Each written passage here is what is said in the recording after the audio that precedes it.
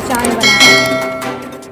Civil court Motihari में मुकदमे की पैरवी करने गुवाहाटी से आए कारोबारी दिलीप प्रसाद ने मोतिहारी कचहरी चौक और राजा बाजार के बीच सड़क पर लूट की वारदात को अंजाम दिया गया। पीड़ित दिलीप प्रसाद ने मोतिहारी के सोनारपट्टी मोहल्ले निवासी राज उर्फ राजा और आशीष राज सहित अन्य के द्वारा 90,000 रुपए और गले से चेन, 2 अंगूठी के साथ साथ कुछ जरूरी कागजात को लाइसेंसिंग पिस्टल के नोक पर छीन लिया गया।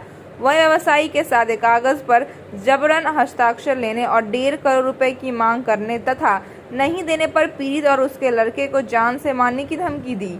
पीड़ित कारोबारी ने अपने साथ घटित घटना को लेकर विरोधी पर आरोप लगाते हुए पहले फोन से सूचना मोतिहारी एसपी को दिया और फिर उसने नगर थाना मोतिहारी में प्राथमिकी दर्ज कराने के लिए आवेदन दिया और न्याय की मांग की। इन सब के पीछे रिश्तेदारों में विवाद की आशंका दिखाई दे रही है, क्योंकि व्यवसायी का पुत्र दहेज प्रताड़ना के मामले में न्यायिक हिरासत में है, जिस मामले में पैरवी के लिए अठगांव गुवाहाटी निवासी दिलीप प्रसाद आया था। इस बीच अपने बेटे के ससुराल मोतिहारी के सोनारपट्टी निवासी कुछ लोग पर हथियार के बल पर छिनताई का आरोप लगाया गया है। अब इस पूरे मामले में सच्चाई पुलिस जांच के बाद ही सामने आएगी। मोतिहारी कोर्ट में आया था, मेरा लड़के का केस चल रहा था, 721 नंबर का केस है, उसमें बहस था।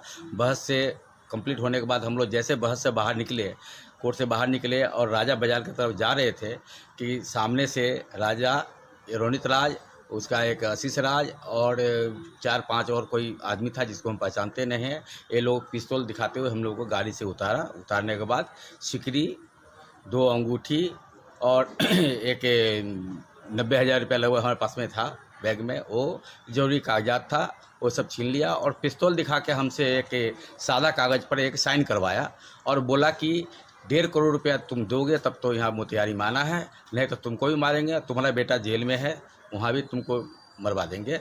ये हमको धमकी देते हुए ऐसा काम ये लोग किया।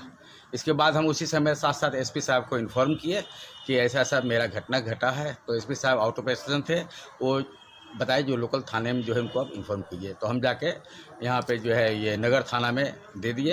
हालांकि रिसीविंग हमको नहीं मिला है, लेकिन वो दोनों कॉपी उनको हम दे दिए हैं। वो दे के फिर जो है वहाँ से निकले हैं। लेकिन ये सब काम जो किया वो लाइसेंसिंग पिस्तौल से काम किया। ये हमेशा